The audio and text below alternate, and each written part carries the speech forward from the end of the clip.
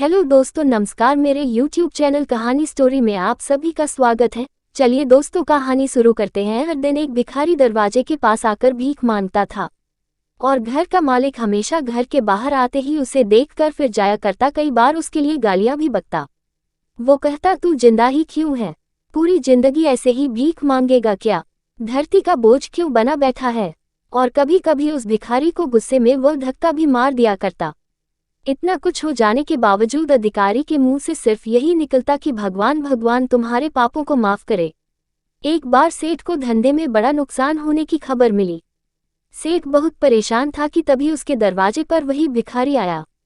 गुस्से में अपना आपा खोते हुए सेठ ने उस भिखारी को पत्थर दे मारा। पत्थर लगने के कारण भिखारी का सर फूट गया और उसके सर से खून बहने लगा। फिर भी दर्द से कराहते हुए भिखारी ने इतना ही कहा, भगवान तुम्हारे पापा को माफ करे। भिखारी वहां से चला गया। सेठ सोच में पड़ गए, भिखारी को पत्थर मारा फिर भी उसने सिर्फ प्रार्थना की। सेठ का गुस्सा शांत हुआ, शेर का मन शांत हुआ भिखारी का रहस्य जानने के लिए। सेठ ने भिखारी का पीछा करना शुरू कर दिया। भिखारी जहां जहां जाता सेठ उसके पीछे जाता। सेठ ने देखा कि कोई उसको खाना देता, कोई उसको मारता, कोई अपमानित करता तो कोई गाली देता। लोग भिखारी के साथ चाहे जैसा व्यवहार करते, लेकिन भिखारी सबके लिए एक ही प्रार्थना करता, भगवान तुम्हारे पाप माफ करें। अब रात होने को आई थी। भिखारी अपने घर जाने के लिए लौटा। वो अपने घर पहुंच गया, लेकिन सेठ अब भी उसका पीछा कर ही रहा था।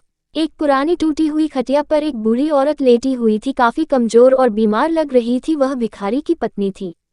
अपने पति को वापस आता देख वह खाट से उठ खड़ी हुई। पत्नी ने अपने पति के भीख वाले कटोरे में देखा, उसमें सिर्फ आधी बासी रोटी थी। उसे देखकर वह बोली, आज बस इतना ही मिला, और हाँ, आपके सिर से खून निकल रहा है, ये चोट कैसे लगी? बूढ़ा भिखारी बोला, आज बस इतना ही मिला, किसी ने कुछ दिया ही नहीं। सबने गालियां दी और एक नए पत्थर भी फेंकना, इसीलिए मेरा सर फट गया। एक गहरी ठंडी सांस लेकर बूढ़ा भिखारी फिर से बोला, यह मेरे ही पापों का फल है। तुम्हें याद है कुछ सालों पहले हम कितने अमीर थे? क्या कुछ नहीं था हमारे पास? हमारे पास हर चीज जरूरत से ज्यादा थी, लेकिन हमने कभी दान नहीं किया। और उससे भी बुरा हमने उस अंधे भिखारी के साथ किया जो हमारे द्वार पर भीख मांगने आया करता था। बूढ़ी पत्नी की आंखों में आंसू आ गए। वह बोली, हाँ, हम उस बेचारे अंधे के साथ बहुत बुरा करते थे। उसका अपमान करते थे, उसे खाने के लिए रोटी की जगह कागज दिया करते, उसका मजाक उड़ाया करते और कभी कभी मारा भी करते।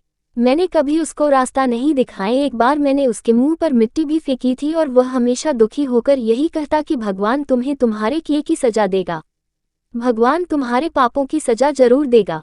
उसका श्राप सच हुआ और हम इस दुख भरी जिंदगी में आ गए। भिखारी बोला, हाँ, उसका श्राप सच हुआ, इसलिए मैं किसी को बददुआ नहीं देता। चाहे कोई मेरे साथ कैसा भी बर्ताव करे, मैं हमेशा उसके लिए प्रार्थना करता हूँ। मैं नहीं चाहता कि कोई भी हमारे जैसे जिंदगी का अनुभव करे, किसी को भी हमारे जैसे दुखों का सामना करना पड़े। वो नहीं जानते कि वह कितना बड़ा पाप कर रहे हैं, इसलिए अनजाने में हुए पाप की ऐसी सजा किसी को भी मिले मैं नहीं चाहता।